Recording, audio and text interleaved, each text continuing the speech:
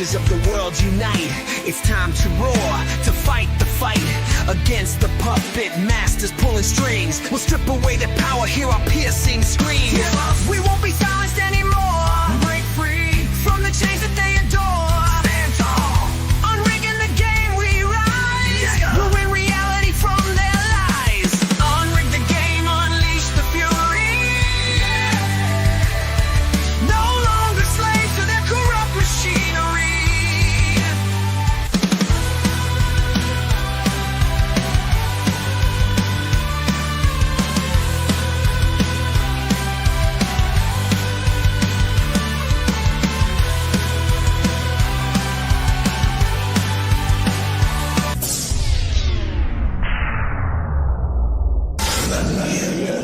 Say his name and he appears. This is a friendship that'll never ever end. Greetings and welcome to Unrig the Game. How's everybody doing out there this evening? I hope you are all doing and living well. Let's start off the show as always by thanking those awesome people in the winner circle that support the channel. Your support is appreciated greatly now more than ever, and a big thanks to Shelly and Wolfram, who also support us over on Rumble. We are, of course, broadcasting live tonight on Rumble, YouTube, and X. And away we go. This is the kickoff show. And what we do here is we just hang out for a while and talk, chat, get caught up, do the intros, look at some pre-read content tonight. Tonight will be featured by a great little piece by Forgotten History. The Deep State Exposed kind of goes into the history of the Deep State, since that's our primary topic around this book that we're reading, Government Gangsters. Tonight we'll be reading part 3, the National Security, the NSC, the National Security Council, and the intelligence community.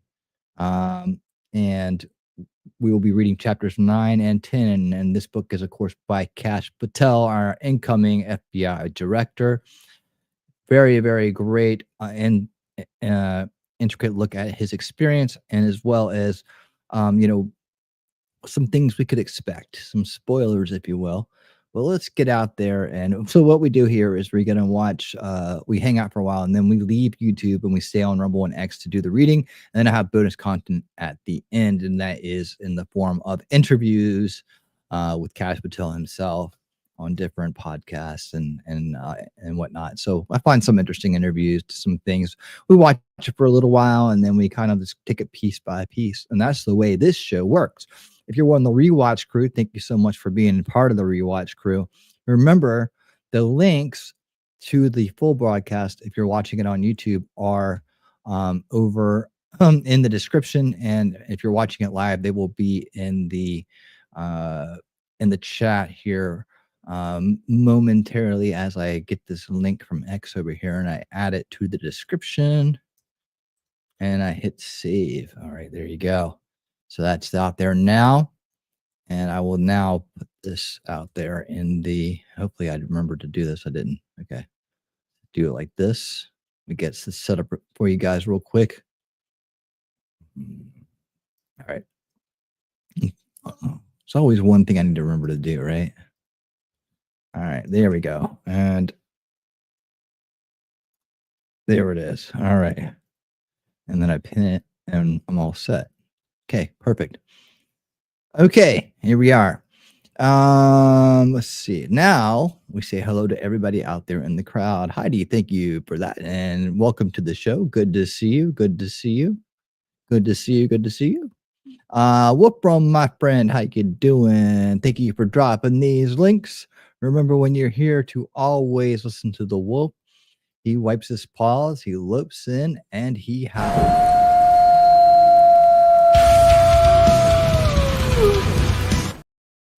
And that is how you know the alpha mod is in the house. All right.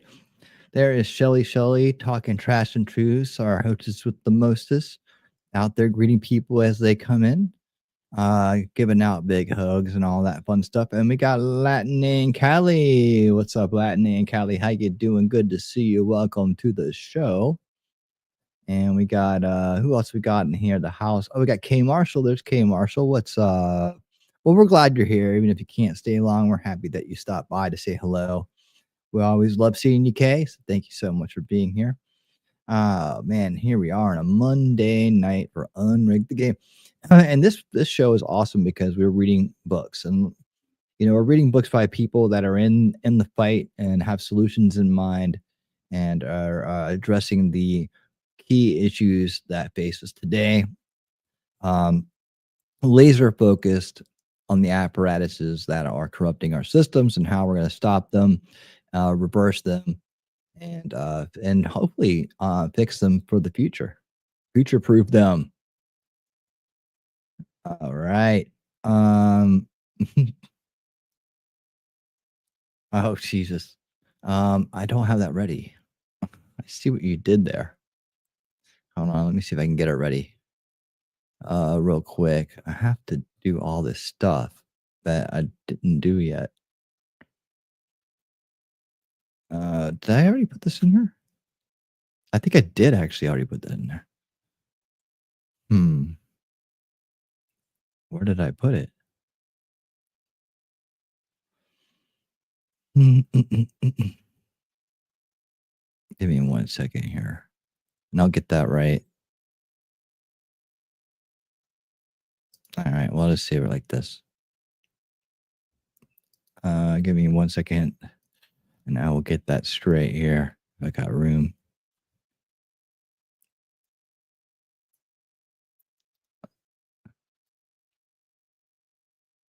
I'm working on it.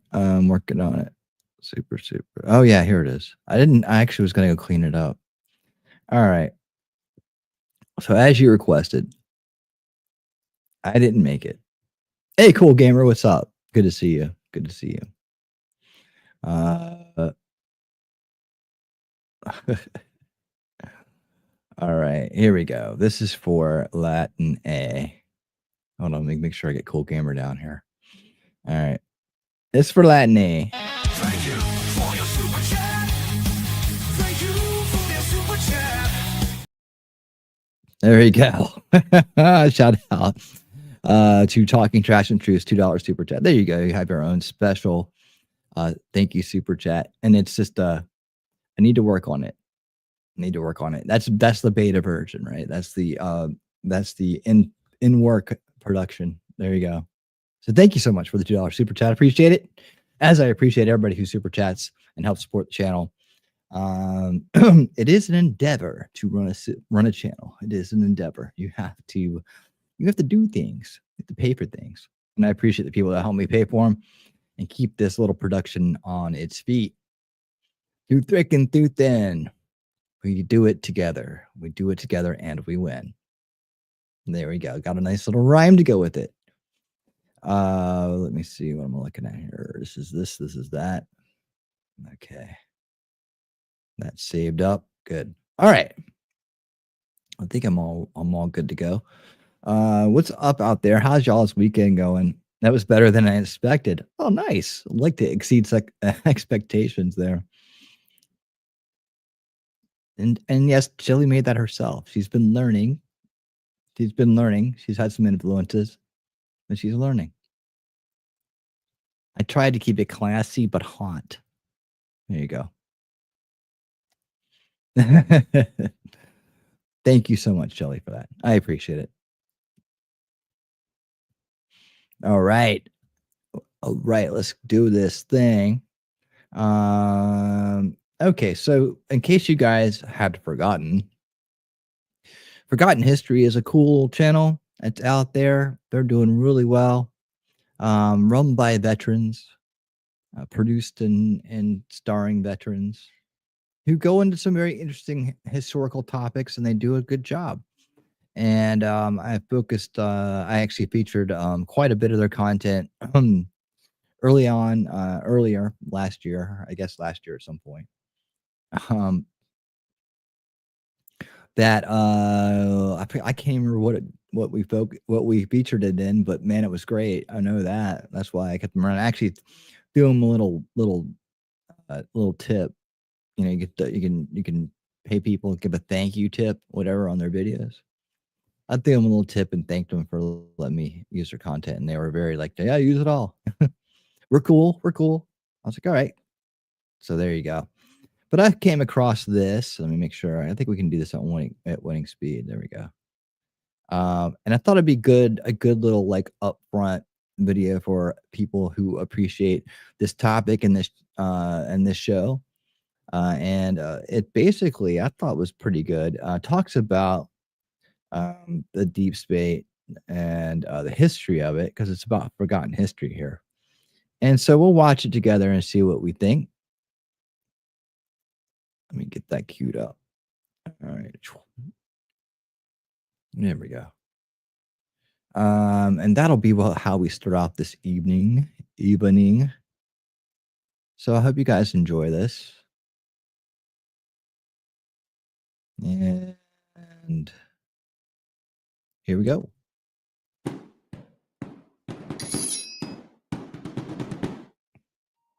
There has been a lot of controversy and debate about whether or not there is in fact a deep state within the U.S. government.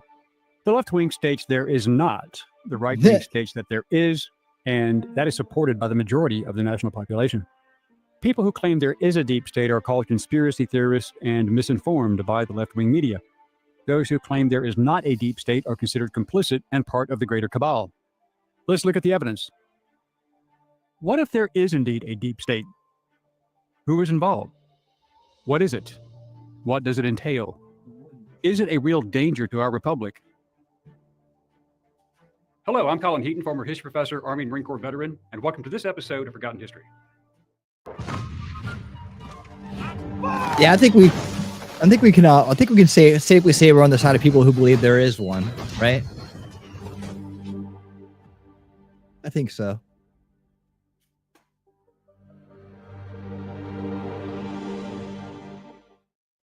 Those who believe that there is such an entity as the deep state can look back through our history and give their argument credence.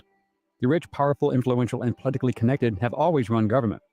This dates back even beyond men like Andrew Carnegie, J.P. Morgan, John Paul Getty, Henry Ford, and John D. Rockefeller, just to name a few, as they were the last of the great robber barons who ran their industrial empires with impunity due to their controlling politics. We've all seen this picture in our history books, haven't we? This, I remember this one very well. When their employees tried to organize, such as unionize or protest, the industrialists hired sheriffs, the police, or they hired private armies of detectives like the Pinkertons to suppress them. Carnegie did so when steelworkers struck in Homestead, Pennsylvania. Sometimes state governors called in the National Guard, such as Ephraim Morgan did in 1921 to suppress a labor dispute in West Virginia. At other times, it was the regular army, as in 1919 when soldiers from Camp Pike indiscriminately machine-gunned black farmers who refused to be treated like slaves while working as sharecroppers, who were hiding in the woods outside of Elaine, Arkansas. When situations arise, government often takes direct control either by force or by legislation. Political scientist George Friedman alleges that such a deep state has existed since 1871, when the president's power over federal employees was restricted. Many point to the deep state existing and cite many events, such as the assassinations of John F. Kennedy, Hi, Ronnie. Robert Kennedy, Dr. Martin Luther King, the Iran-Contra situation. See our video on drug lords for more info on this. J. Edgar Hoover and his COINTELPRO operation. Also see our video on Hoover, Presidents Franklin D. Roosevelt, Lyndon B. Johnson, and Bill Clinton. And please see our videos on all three of those guys, and others who ran afoul of the powers that be and were taken out, or themselves took people out possibly, and those who committed crimes and evaded the law through their political connections. In December 1974, just a few months after President Nixon resigned over Watergate, itself a scandal about government secrecy and duplicity, New York Times journalist Seymour Hersh published the first of a series of articles about some of the most controversial CIA operations, leading to 3 separate official inquiries into the activities of the CIA and FBI. But what about more recently? Historian Alfred W. McCoy argued that the increase in the power of the United States intelligence community since the September 11, 2001 attacks has built a 4th branch of the U.S. government that is in many ways autonomous from the executive, and increasingly so. Professor Michael J. Glennon of Tufts University stated that President Barack Obama failed in resisting or changing what he calls the double government, and points to Obama's failure to close Guantanamo Bay Detention Center, a major campaign promise, as evidence of the existence of the deep state. Another example is the ability of well-connected politicians, the vast majority being Democrats, but some career politicians in the GOP, being able to commit high crimes, even treason, and serious violations of national security that stagger the mind. Some point to the prime examples of Hillary Clinton, Eric Holder, and Barack Obama, with the various scandals such as Fast and Furious, resulting in many needless murders, and see our video on that as well. Yeah, how many people have forgotten about that one, huh? As on Barack Obama.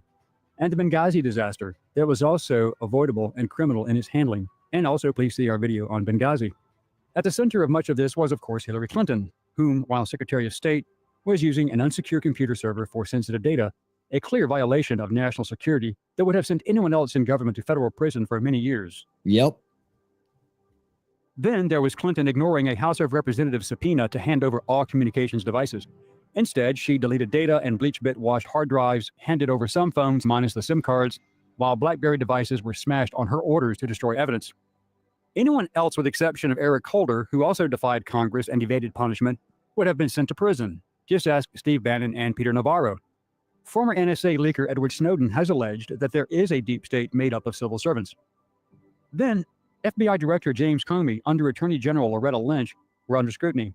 That was when, in the minds of many, Comey proved that the deep state exists, when he admitted that Hillary Clinton had thousands of violations of the National Security Act, as well as contempt of Congress and lying under oath during hearings in Congress. He publicly stated that no reasonable prosecutor would pursue this case as there was no intent to commit a crime. The problem is, the law doesn't say you have to have intent. You just did it. Yeah. This statement on national television was astounding because it was not Comey's position. He had no authority to make such a decision. That was up to the Attorney General Lynch and a federal grand jury. Then there was the Operation Crossfire Hurricane targeting Donald Trump. The FBI and intelligence communities conspired to create a false report, better known today as the Russia hoax, or the Steele dossier. After over $30 million in so-called investigations, hearings, and violations of the... And this book right here is all about a lot about that, and a lot about the person who was behind exposing it. That's Kash Patel. Constitution, nothing came of it. Comey and the others in the FBI, such as Deputy Director Andrew McCabe, Peter Strzok, and then Counterintelligence Assistant Director Bill Priestap, crafted false cases using lies and innuendo to file 4 FISA applications to the FISA court under false pretenses.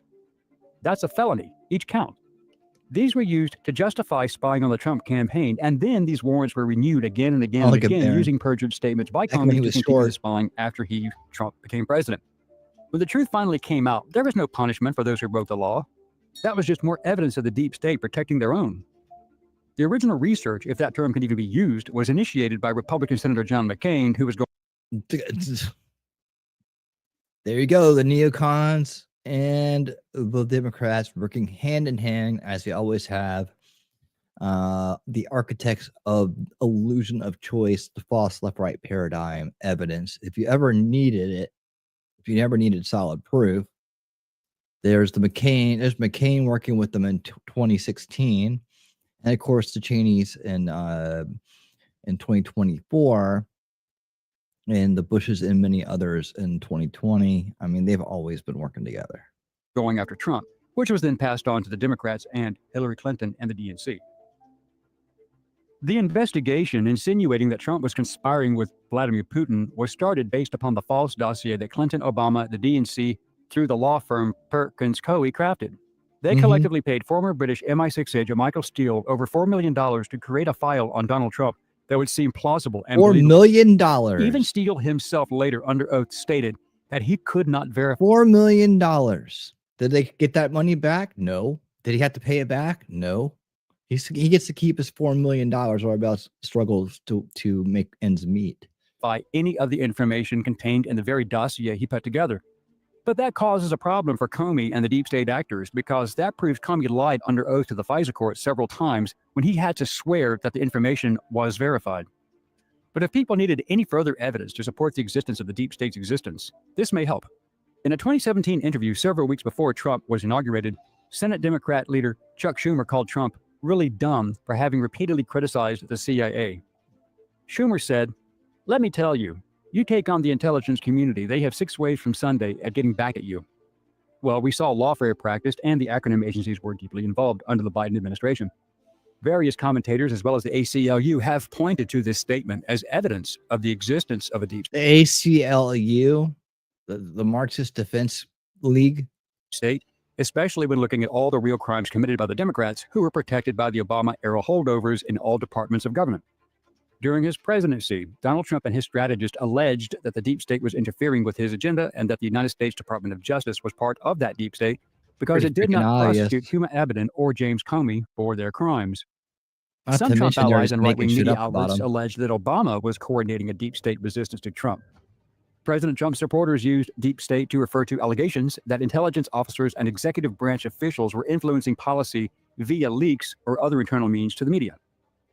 What is now known is that 52 former intelligence directors who were part of the Obama administration and many still in office under Trump lied when they testified before congressional hearings about their own illegal activities.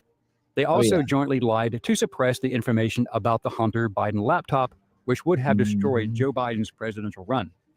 I mean, you know, honestly, it would have, but what should have destroyed him was the hour and a half of him sniffing children on C-SPAN live when he was doing the congressional appointments. Was he swearing people in, taking pictures with them and stuff? The grabbing and the sniffing and the relentless lusting after children in front of the entire world. That should have done it. And the fact that it didn't do it shows you about how demoralized this country is. And people actively denied that's what's going on. Oh, you know, that's okay. He's allowed to grab other people's children and put their hands, his nose, and other parts of his bodies all over him. Some people are just okay with that, and that is weird to me. Not only did they all sign a document claiming that the laptop was Russian disinformation, knowing, in fact, that it was not, interfering with the election, and the government also conspired with social media to attack, block, delete, and even harass Trump, his supporters, and any dissenting voices in a truly socialist campaign of information sterilization. The communists would be proud. In 2018, Newt Gingrich alleged that Robert Mueller was part of the deep state for the special counsel investigation into Russian interference in the 2016 United States elections. The famous Mueller investigation and subsequent report, despite costing $30 million, turned up no evidence of any wrongdoing on the part of Trump, but it did uncover some wrongdoing on the people who went after Trump. These facts were supported by the following investigation by U.S. Attorney John Durham, who proved that the document, the Steele dossier that spawned 3 years of political misery, fails to articulate a single justifiable reason for the starting of the Crossfire Hurricane investigation, including the multiple perjuries by Comey and others in the FBI to the FISA court. In 2018, the New York Times published an anonymous op-ed by DHS Chief of Staff Miles Taylor titled, "I am part of the resistance inside the Trump administration," attributed at the time to a senior official in the Trump administration. Let's get you fired. In the essay, Taylor was critical of President Trump and claimed that many of the senior officials in Trump's own administration are working diligently from within to frustrate parts of his agenda and his worst inclinations. Former House Speaker Kevin McCarthy described this as evidence of the deep state at work, and David Bossie wrote an op-ed at Fox News saying this was the deep state working against the will of the American people. Also, we cannot forget the military-industrial complex, which survives on the largesse of taxpayers and conflicts, which in turn support defense contractors, often staffed by former retired flag officers, who even recently have proven to be political creatures rather than the patriots who took their oaths to save the country. Exposed. In 2018, Republican U.S. Senator Rand Paul alleged that the CIA only briefing the Gang of Eight on sensitive intelligence issues was an example of the deep state. That gets even deeper when we look at the other agencies also working within the deep state who spent years covering for the Biden crime family. The aforementioned laptop, immediately dismissed as Russian disinformation, was not only proven to be true, there was enough evidence on that laptop to charge Hunter Biden with dozens of crimes ranging from sex trafficking, federal weapons violations, tax evasion, conspiracy to conduct operations in violation of federal law, and failing to register as a foreign agent. Now, this last violation was the meat and potatoes of the deep state going after General Michael Flynn and others in the Trump administration. Those on the good side of the deep state had no such legal worries. This infiltration also permeated the IRS, who selectively targeted American citizens for political reasons while covering up the high crimes of the Biden crime family, especially their failure to declare and pay taxes on more than $30 million of foreign income. Still haven't done it. They never even justified how they made the money. The IRS and DOJ withheld documentation and information from the American people to allow the 7-year statute of limitations to run out on the most serious tax evasion charges where most of Hunter and Joe's money was made. If they had not, Joe and Hunter would probably have gone to prison. In 2020, Trump cabinet member and acting White House Chief of Staff Mick Mulvaney alleged that claims of a deep state working against Trump were absolutely 100% true. Well, history now proves they were correct. If Donald Trump won the 2020 election, we would not have all the direct evidence today that the deep state actually exists. The Biden administration openly used the deep state effectively against their political opponents by weaponizing the federal law enforcement and intelligence agencies. Remember that all local and state prosecutors, all Marxist liberals, and Soros appointees charged Trump with any crime they could think of. And in New York, the socialist DA Alvin Bragg created crimes from nothing just to influence the 2024 election. The same thing occurred with Fani Willis in Georgia, who conspired with federal authorities to charge Trump in that state with the deep state's nod of approval for challenging the 2020 election. But this is very strange because Hillary Clinton and Jamie Raskin did not get charged for challenging the 2016 election or Al Gore for challenging the 2000 election. Interesting. These agencies specifically and selectively targeted people who had committed no crimes, but they invented the crimes and denied people due access, while their own deep state comrades violated laws almost on a daily basis with the full knowledge and protection of the deep state. Had Attorneys General Loretta Lynch and Merrick Garland, in conjunction with FBI Directors James Comey and Christopher Wray, not felt comfortable enough to unleash lawfare against American citizens, then we would not have the proof. Part of that ability to operate outside the law while also being the law themselves was only possible due to several factors. One is the fact that all of the mainstream media sources and their owners are compliant and active supporters, if not in fact members of the deep state proper. More recent events included the 2 assassination attempts on Donald Trump in 2024. The Secret Service and FBI to this day have not released the investigative documents to the congressional committees. This means they are either complicit in the acts bordering on treason, or they are too incompetent to handle the investigation. Either way, their leadership has to go. Not only has the U.S. government in general, and the DOJ, FBI, NSA, CIA, and IRS in particular, lost all credibility as a result of playing games with the Constitution and endangering the liberty of Americans, they are also complicit in the creation of fake news, which is exactly what they are. Now that 2025 will have a new president and administration, and Donald Trump and his team know what to expect, where to go, and who to fire and prosecute, it looks like the deep state as we know it may be on its way out. Yeah, I hope so. I think it'll take more than that, man. I think it'll take more than that. Thank you, Forgotten History. It's a generational fix, though. That's the added bonus you get here, is that we realize that it's going to take more than just one administration. As we saw, if that was the case in 2016, if with a little bit more seasoning, Trump could have gotten it done. Again, 2020 seems to be more of a blessing than a curse, even though it was not good for the country and we all had to tough it out. The results are what matter in every case. So the results are that we have a better team, more people are awake and aware and resisting. They've exposed themselves because they're in scramble mode, they're in offense and defense, trying to preserve their power and continue their progression of their agenda, right? Which is to completely divide and corrupt our beautiful country, divide it, and then acquire and divvy out the resources to their corrupt society at the top there, and then hand over our sovereignty to a global agenda, a global government, if you will, masked as treaties, masked as some type of altruistic cause and individuals who think that they are the special ones. They are the ones who were put here to rule over us because we are just too dumb and too lazy and too broken to do it ourselves, right? So we put all our trust in people who think very little of us. At least that's the way they want it, right? But then you have to realize that there's going to be a balance in this universe, and there is resistance where there is force.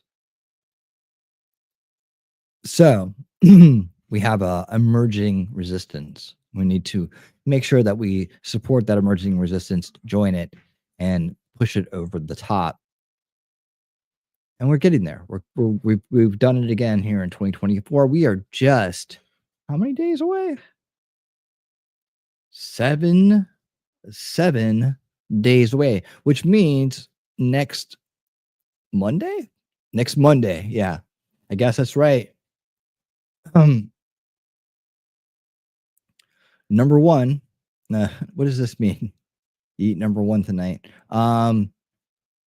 Which means next Monday night will be the inauguration stream. So we might have to either include it or push the show off for a week to cover that, because that is what we're going to do on inauguration night. We're going to watch it. We're going to be part of it. Monday is inauguration day. So yes, there you have it right here. Come to the most base space on the internet for your inauguration fun. Join these smart people who are part of the solution, these winners out here in the crowd, and we will watch our victory together.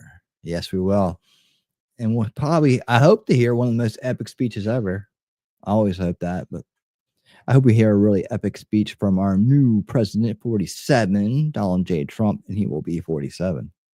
He will be 47. There's no erasing Joe Biden at this point and doing some kind of crazy Kamala bullshit, right? That's right, Wolfram. You listen to that, Wolf. You listen to him. Let's also make a goal, guys, to blast this channel out in the new year. As we get here in the middle, we're already in the middle of January. Jesus, we got a lot of growing and to do this year, and let's get it done, man. Let's get it done. YouTube, if we just kind of putter along, YouTube will keep me at the same subscriber count forever, and I'll do my best to get out there and to find ways to grow the channel as well.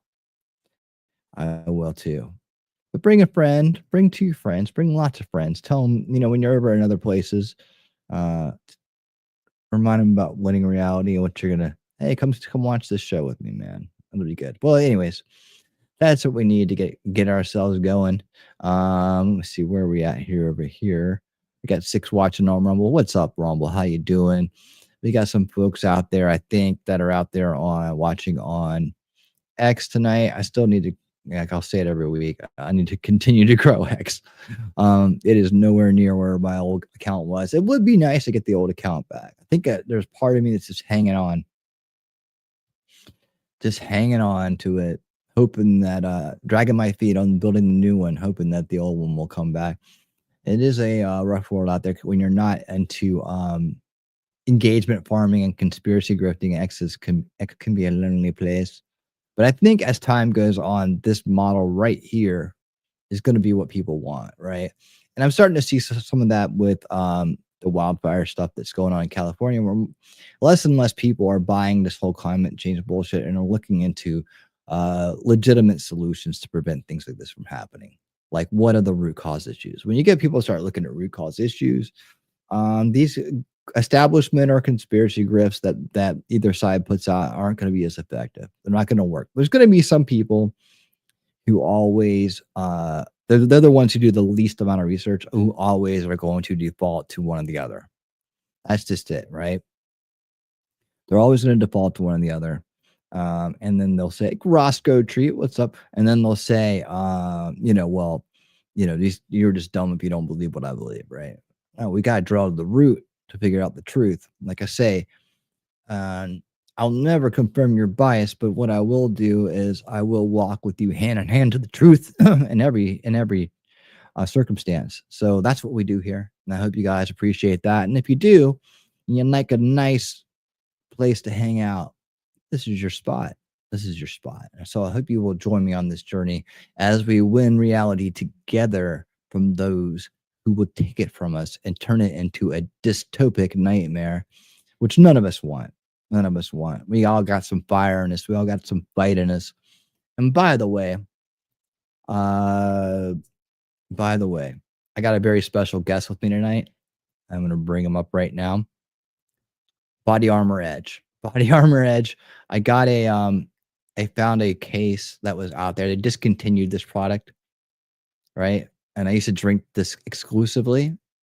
And now I got one of the last cases. I keep finding these every now and then out there on Amazon. Every now and then a case will pop up, or like 10 or something like that. And everybody who used to love this drink, but they don't make it anymore, we'll soup them up and buy them. Now this case right here, probably the most expensive case I ever bought of it. and probably will be the last. So I'll try to make it last.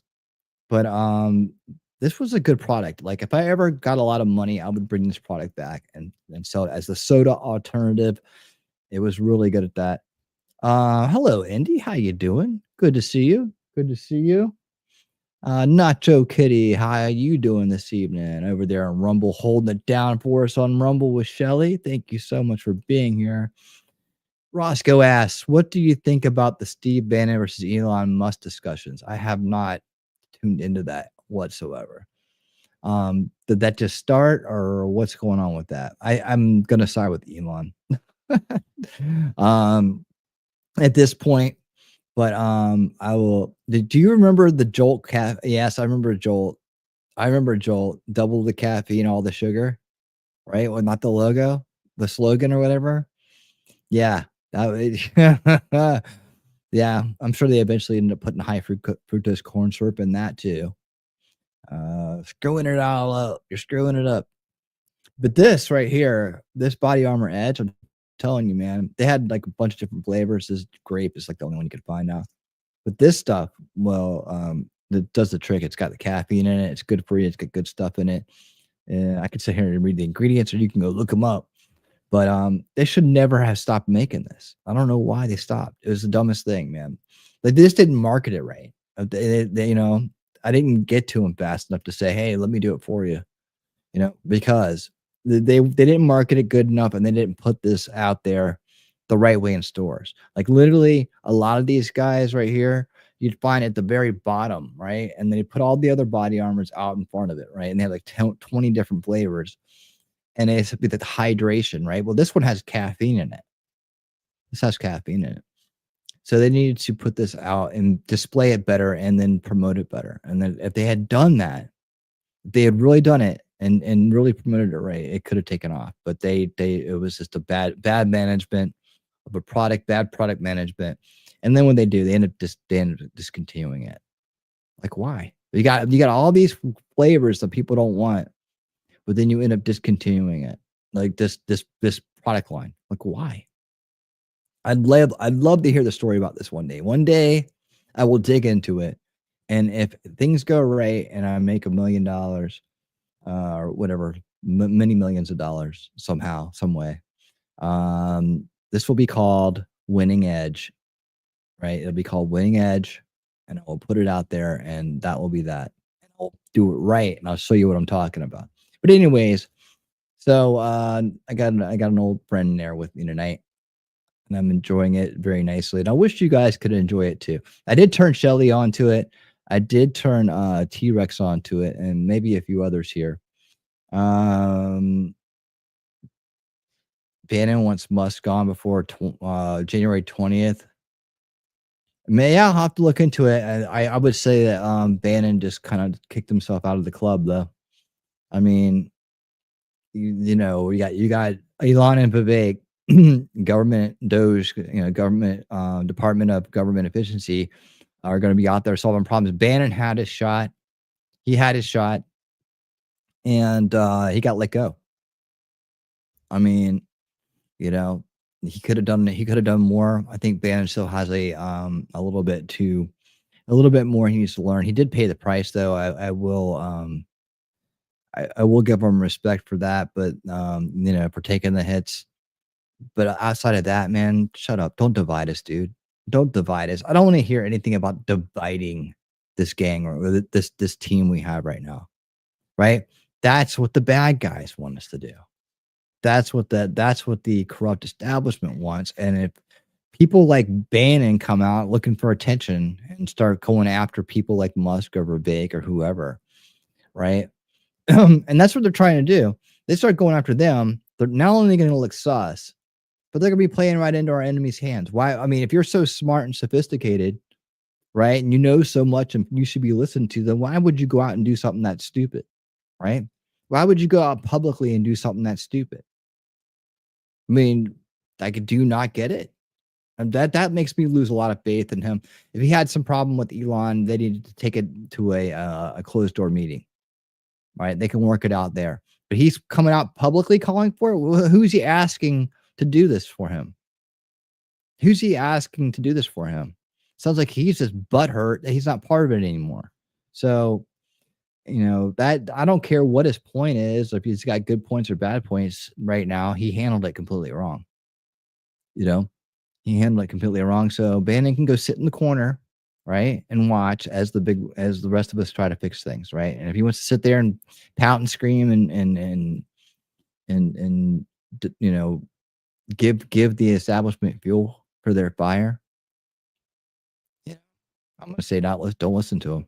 If you're looking for a water additive product without chemicals, check into Stir. It's made from juice, nothing artificial. Stir may be great for you. I'm not sponsored by any of these products, by the way. Anybody out there, don't ever try to say that I am, especially if you're on X, you bastards. I don't sell any products here. None of these people know how to S to F up. They have to say something to be oppositional. It's just ridiculous. To me, it's just attention stuff. It's like, you're not getting enough attention, man. Try playing team ball. Maybe you'll get some attention that way. I don't know why we would try to go after anybody on the team unless you don't want to be on the team anymore, right?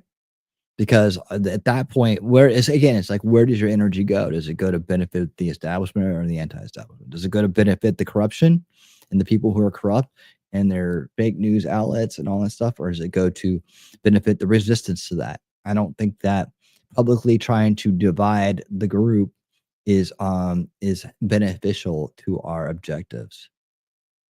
Stir even has an energy line. Stir. Maybe I'll check it out. It was on the War Room show either end of last week or past weekend. Personally, I was disgusted, but I wanted to share some news. So, oh, no, man. Roscoe, I appreciate you sharing that news. I wouldn't have heard about it otherwise, probably. Maybe. I'm glad it's buried, I guess.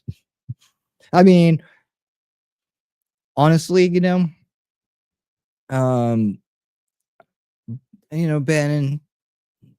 it's so, I'm like, okay, some people can have some bad takes and stuff. Like there's Jones. Jones has bad takes, but I still feel like he's part of the team. He still wants the same outcomes, right? It's just got some really sharky, jumpy takes, right? So I don't, and other people too. There's other people out there too that have some that aren't, that are 50%, and they just I feel like with time and some introspection and some better vetting of their past ideas and some re-optimizations of those, they'll be fine. They may be just maybe where they're on their path right now, right? If we're all heading towards the same objective and we all have the same ideas and understandings in mind, then it's about getting there together, right? It's about getting in there together. So, I give a lot of leeway on that, as long as you aren't doing anything that's going to benefit the establishment in terms of dividing the group or giving them ammunition, giving them anything to run with. And then you just look complicit with them, or you look very unsophisticated, like you're not up to the level of ready to be in part of the thought leadership, part of the initiative, part of the solution crew. To elevate to the level of solution architect, you have to have a lot of understanding of these little things. What not to do is pretty much as important as what to do, right? And what you don't want to do is enable the wrong side. You don't want to enable the corrupt establishment to gain a foothold, understanding that every 2 years we have important elections that happen, and that we still have not wrangled in their methodologies and their institutions yet, and made them ineffective or taken them taking their control away from them, right? Mainstream media, there's these groups out there that are actively working in the establishment's interest that we still have to deal with. There's the billionaire donor class that helps completely fund their corruption and progresses their agendas, all that stuff. So no, is that for that? Okay, cool. We'll take a look at it. Thanks for that. Thanks for the tip there, Ellie. Yep, there you go. That's true too. The funny part is he's calling Elon racist for being South African and not having what amounts to DI hires it. Really? Nah. I'll look at this later. But thanks for bringing it up. I will check into that for sure. Cutting edge technology companies are not going to hire anybody who's on top of the game. Well, you know what? That's great for all of them. But so many of these cutting edge technology companies are getting ready to change in a way I don't think a lot of them even see coming yet, honestly. I mean, when you understand what the base operations for these things are and who the personnel they need to do what they need to do is, from coding to development to product management to marketing to sales, to everything that goes into technology companies. I mean, I've worked exclusively with technology companies for 30 years. And you think I know what they're like? I've worked for some of the biggest companies in the world, right? As a consultant or otherwise. And you think, I even their HR departments and their infrastructure departments and or accounting departments, all of these things, all these jobs that are all worried about getting the best people from around the world for, they're all about change. I'm telling you, I'm looking at every day. I'm looking at the replacements for these people every day. I'm looking at it, and it's not about whether or not it's going to happen. It will happen. The new crew is amassing as we speak. Many of these jobs, these repetitive task jobs, not only do they become toxic within the companies and within the environments there, cutthroat, whatever else, right? And it's not all like that, but in a lot of cases, there's always some people that are there doing that bullshit, right? They're going to be replaced by agents, AI agents. Most of these jobs just require an understanding of how to, and as LLMs and other AIs get better, you're not going to need these guys. Coding can be done now by prompting, right? And you just need to become good at it. And you can prompt code and build an app in hours. You don't need to have, DEI hires and people from around the globe with the top coding skills because guess what? The AI is coding better than you, right? And kids are growing up right now. Young people in their 20s right now are learning this shit better, faster, and every day, right? While people are wasting away at their old careers, hoping that things don't change before they retire. It's already happening. I'm telling you, within the next 4 to 5 years, things are going to be crazy different in a lot of ways. So if you want to get ahead of it, you better start now. If you're in that industry like me, that's what I'm doing. And you need to think of how you're going to help facilitate the upgrades and the transformations of all these companies, because a lot of them are going to go out of business, be replaced, and there's going to be a big downscaling in terms of employment at these technology companies. Then many of them will go into, if there's some big ones that hang on, they won't hang on to that many employees. You think of Google, you think of Meta, you think of Anthropic, you think of all these big companies that are out there. They're the people that are working right now are literally working themselves out of a job. And that's the way technology is. Honestly, you are always working yourself out of a job in technology. You're always working yourself out of a job. You even from the early days of networking and IT information technology, people were working themselves out of jobs by making things work better, right? And when you make them work better, you make it easier to support building knowledge bases, right? Where you can just dial in for support and someone can read off a script or pull up old tickets to figure out what your problem is and solve it without being top of their class technologist, right? They're always working themselves out of a job. We're dumbing things down, and that's why people have some of the jobs they do today.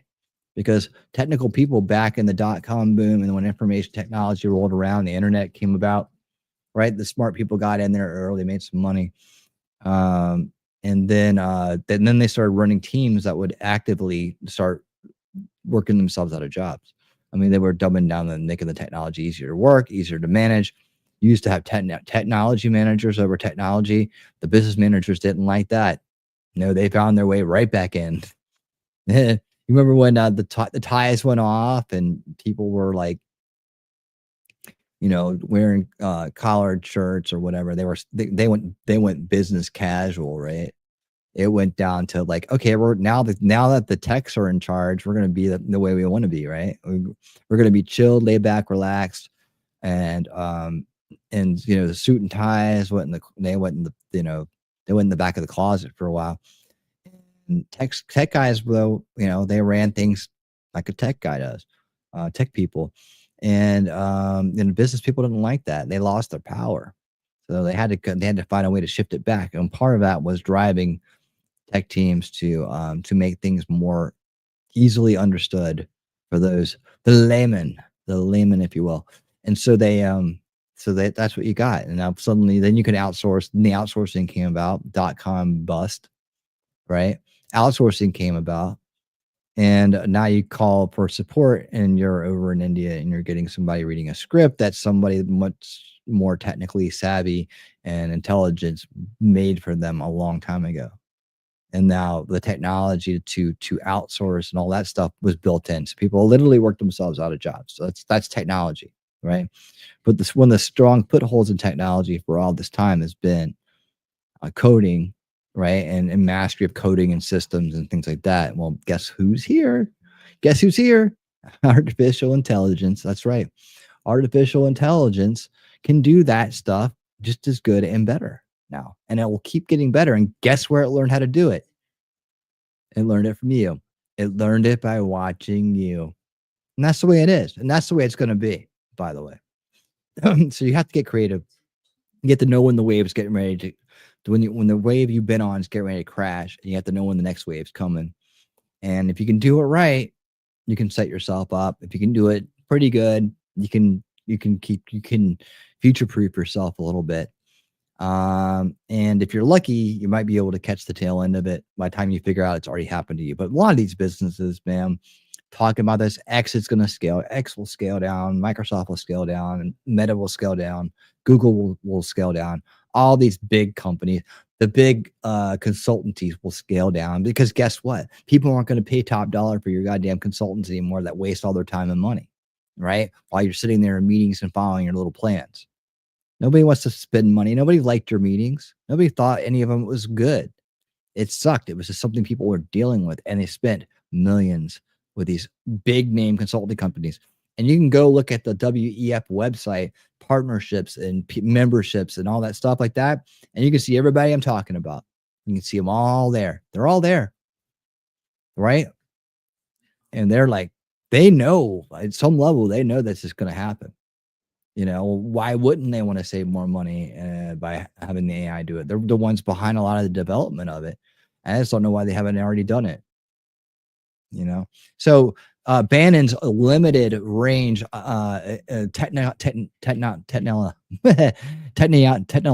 IQ. I was trying to say something else, but my brain wanted to say technological. His information technology IQ is very low because he's a journalist. That's what he is. And he doesn't understand what's coming or how it does. Elon, on the other hand, does. He absolutely does. So I would say, Steve Bannon, your time and day has come and gone. It's time to make room for the future. Either get on board or get out of the way. But don't be messing with Elon over some bullshit. You're a racist bullshit for not on DEI hiring. Is that, even if that's true? If that's even true. Rock is alien to me, but I did try it this past week. It hasn't made quite sense to me yet. I should show you guys. I mean, I had a show called Tech Reality Tuesdays. We're almost out of time here for the kickoff show, by the way. Hope you've enjoyed my technology rant. But I should teach you guys how to just the basics, like just write down these bullet points, how to prompt. And I'm still working on it myself. I have a really great PDF file that I got from a really smart person on how to do it right. Let's see. I hadn't even talked about this. I haven't even given my zebra alert warning tonight, so we have to do that here at the end. Did I still have that open? I think I saved it somewhere. It would be on this tab. You guys been using your new Chrome tab binders here? I think I know where to find it though. I use these little tab things for different topics now. They can have tab groups. And so I got one for AI. I got one for streaming services. I got one for streaming this whole thing I do here, all that. So anyways, I do have a nice little rundown of how to prompt better. And that would help you guys. Like, especially if you're like, you say it's alien to you, a couple of steps, you're a smart person, man. A couple of steps, I can help you do that better. And that's the thing. I think what was it, a year ago? When did I start Tech Reality Tuesdays with myself and Space Power Monkey, who is an IT professional? We did this show and it ran for I don't know how many months. You know, well, it was right when ChatGPT came out and everybody thought, what 2 years ago? Really? 2 years ago? It hadn't been 2 years, has it really? There's a playlist out there. But right when ChatGPT, like that ChatGPT boom happened, right when it was released, right? And everybody started going, oh my God, it's the end of the world, right? Remember that? You remember that? There was some weirdo running around going, it's a brainchild and it's Illuminati blood rituals and all kinds of crazy shit like that. But we were out there calming people down, going, no, get in there, early adopt, understand what this shit is, learn about it. And we showed different aspects of it. And the show was okay. You know, I was doing that and many other shows at the same time. So it got hiatused, and Space Power Monkey got a job and he works overseas. So he got a serious contract he needed to focus on. So we just put on hiatus. But we were doing stuff like that. That's what I really wanted to do with that show at some point, was like try to help people get on board with what's happening. And even back then we were saying, dude, learn how to learn prompt engineering because you're going to need it in the future. It's going to be key. And now people that are building some of the coolest stuff in AI are just really good at prompting, right? So like coding, right? I watched I watched a video today about coding with cursor.ai, right? You can literally go there and be like, okay, do this, do that, do that, and it writes the code for you. I mean, so what happened to Joey Coder, right? It's not all the way there yet, but the guy who does the front end, makes the forms, makes the landing pages, makes the websites, dude, AI is doing it. And now it's about tying that in with everything else. That's the trick. You can learn how to tie things in, and that's going to be prompt driven too. But here's the cool thing. Anybody in this crowd right here, right, is smart enough to jump on board right now and totally change their lives with this technology. That's another thing that myself and Space Power Monkey were trying to get across. Is like, you know, it's going to enable the average person to do amazing things. We're going into a world of ideas where if you have a great idea, you can actually now do something with it. In the past, I'd have these great ideas and I'd be like, yeah, but someone else is going to do it because they got the resources and they understand how business works better than me and they understand all this other shit that I don't get. I just have a great idea. But now if I can learn how to put the right systems together, right? Create the right AI workflows and create the right AI agents, I will be able to take an idea and turn that into a reality very quickly. And, you know, so it's just a matter of doing that. It's a learning curve and it's not as easy, maybe.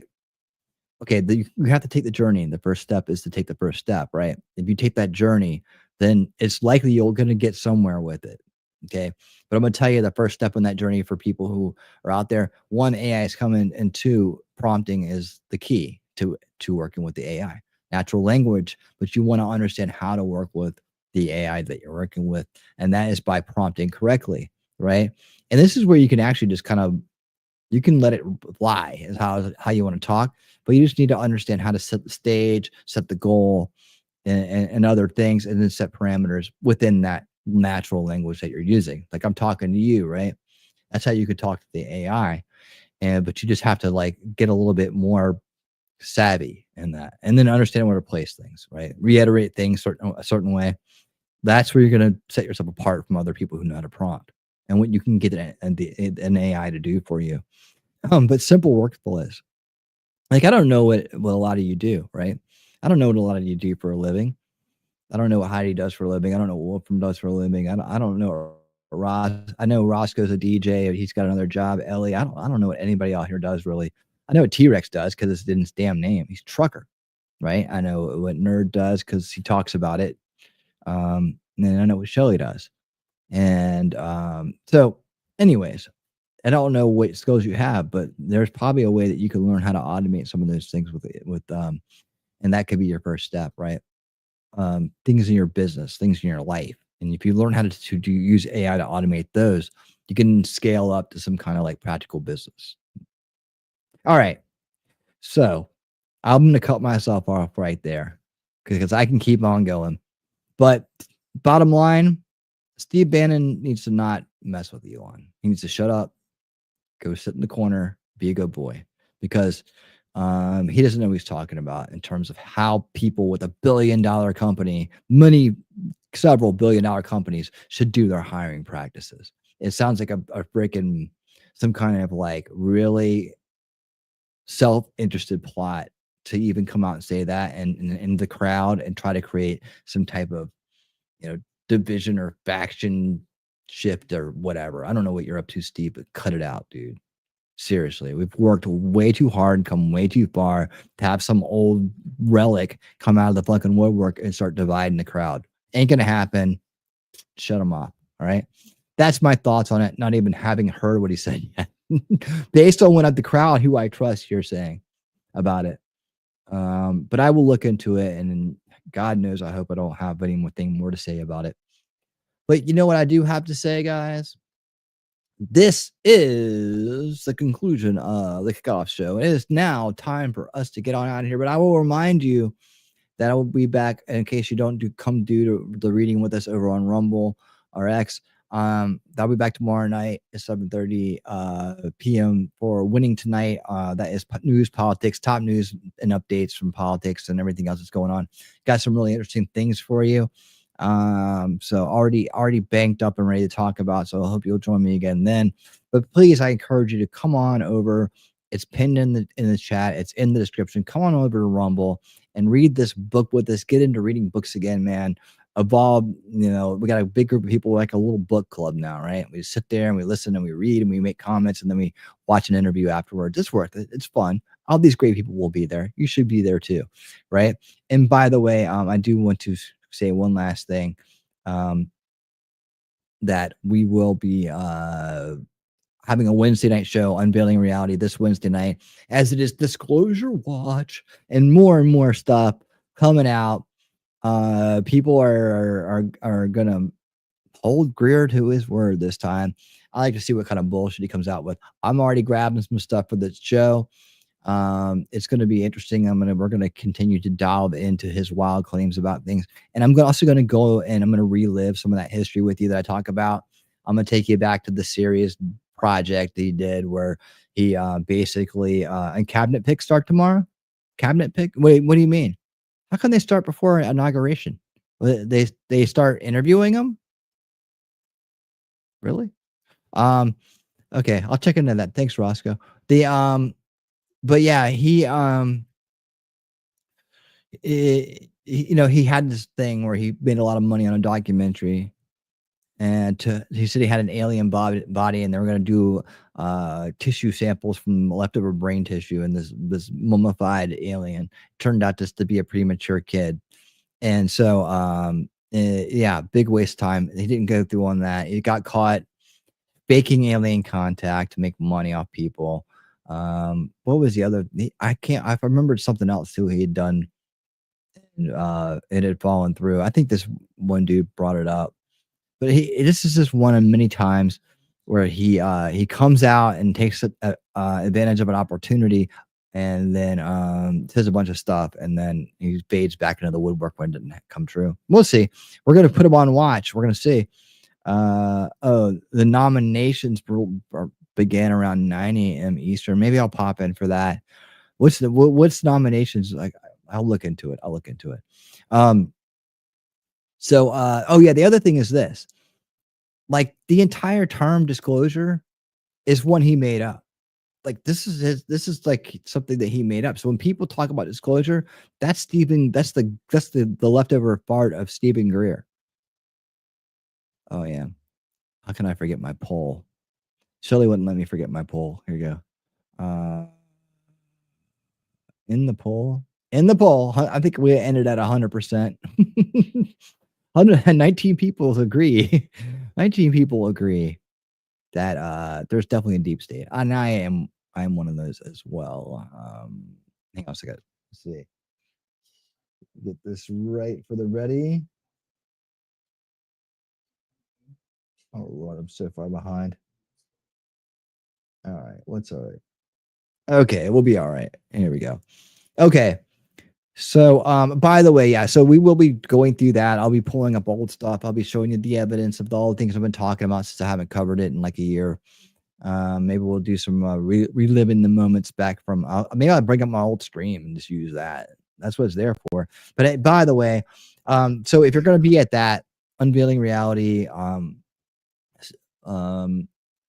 watching disclosure, I don't know what I'm calling it yet. We're disclosure watch. You know, it's really going to be, you know, I'm not expecting anything to happen that night, but it might. And by the way, we will be going over topics that are very sensitive, you know, very sensitive topics. And there is a chance that a zebra alert could go off. I'm also going to tell you guys about zebra alert too. I did some research on that. I got information about zebra alert, but zebra alert, as what's his face? Stephen Greer. Where did I put that dude? God, his mug. There he is. All right. So as Stephen Greer explains, I'm just gonna start letting him do it because so you have to know what this means. So if you come to the show, I want you to make sure that you have your zebra badge, right? Because we don't want anything to happen to you. Should an actual zebra alert go off because of the material that we're covering, then we will have to take certain actions by law, according to Stephen Greer. So make sure that you have your zebra badge, and basically you just need to either get a zebra stripes or something in your avatar. I do provide a badge over in Discord. If you want to join the Discord and get your badge there, you can. You just have to scroll up in the general chat and it's there. But yeah, let's let the man himself explain it. Let's see. Well, I need to get a different view so you guys can see it. All right, here we go. And yes, purely a naval operation, but yet the Marines are involved. Panic. They went to a full code zebra alert, which means if you don't have a zebra badge on your lapel, the Marines with M16s kill everyone in there who shouldn't be in there. And they didn't know what this thing was. And so he got on the hotline to Moscow. It wasn't hours. Admiral panic. They went to a full zebra alert, zebra alert, zebra alert, zebra alert, zebra alert, zebra alert, kill everyone in there. Zebra alert, kill everyone in there. All right, so that, yeah, and just that's a zebra alert. At this point, if it had gotten that far, a few more seconds into that, that's when blood starts to get spilled.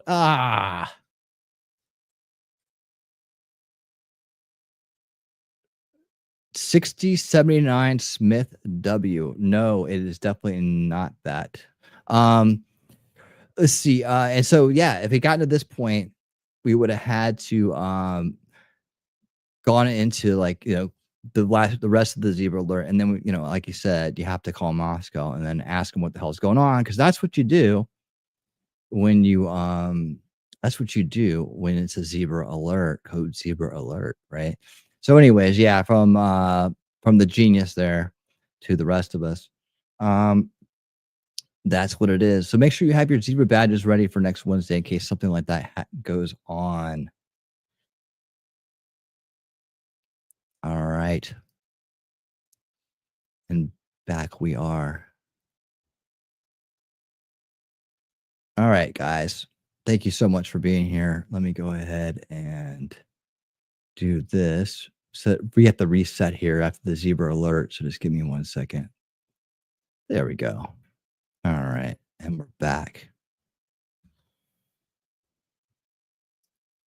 So thank you guys so much for coming out. I appreciate it. Each and every one of you. This is the end of the kickoff show. If you want to grow your brain and read with us, we'll be reading, like it says at the bottom, part 3, the National Security Council and the Intelligence Community, chapters 9 and 10 of Government Gangsters by Kash Patel. You can join us just by following the links, and make sure when you get there to hit the thumbs up so I know that you're there and that we are ready to roll. All right. And if you haven't yet, please hit follow. And if you haven't yet, well, obviously everybody here has hit subscribe. So I appreciate each and every one of you for subscribing. And I will see you guys next time. And until that time, later, YouTube. Man, everyone's tensed up for a rumble.